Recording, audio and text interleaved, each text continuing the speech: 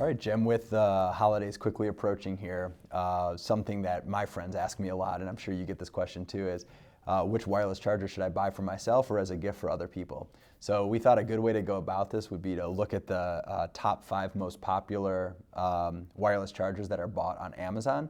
And let's just talk about those top 5 so that we can give a little guidance to people that watch this video on how to separate out these popular chargers on Amazon.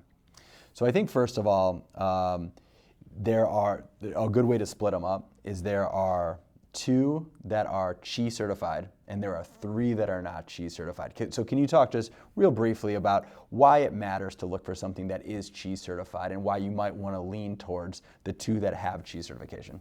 Well, in general, Qi certification is kind of, like the UL approval for something you would plug into the wall, where you expect a certain amount of safety testing to have been done. Yep.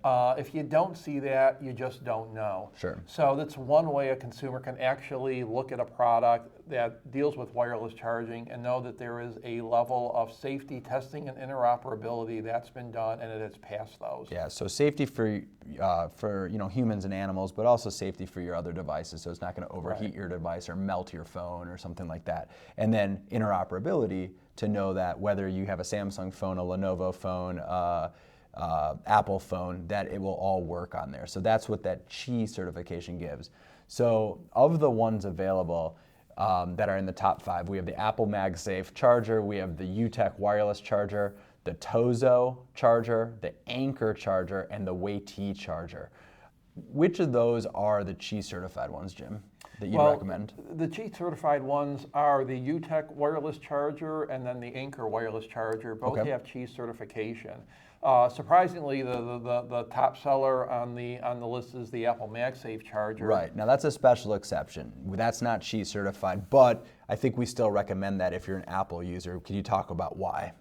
Yeah, because this has MagSafe, basically having the permanent magnets in the charger is actually not allowed under the Qi specification as is. So Apple went off on their own and developed this as a standard, and as a result of that, they can't get through the Qi certification to do that. So what you're left with is relying on the Apple brand, which is about as strong a brand of any product in the world. So I feel pretty comfortable, buying something that didn't have the Qi certification but still had the Apple brand name on it. Yeah, I think if you're an Apple user, you can use that Apple MagSafe charger with a high degree of confidence. Of course it's going to be safe. It's Apple. Of course it's going to work with Apple products. It's Apple. They're very reliable for that. It's a little bit more of a question about how well it will work with Android phones. So I think that's where if you're an all Apple household, you're in good shape with the MagSafe, but if you're not, you're going to be looking at these other Qi certified devices. You talked about a difference between the advertised cost and the real cost. So what do you see here and what do you want to warn people that are shopping out there about when they're looking at what they think is a low-cost charger? Yeah, one of the reasons you get on a top 5 in terms of volume is typically cost is an important factor. Right, you set a low price point, so therefore more people will buy it. They feel it's a low risk purchase, and then they can go off and buy it. Yeah, one thing that purchasers have to keep in mind with wireless chargers is usually the low cost ones do not come with a wall adapter as well.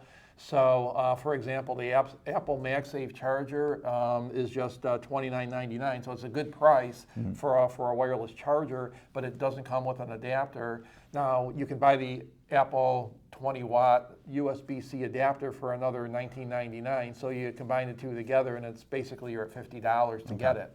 So, if you're going to have it on your Christmas list, make sure you read the fine print when you're buying a low-cost charger or any charger, and make sure that it has an adapter included, or you go out and buy one separately.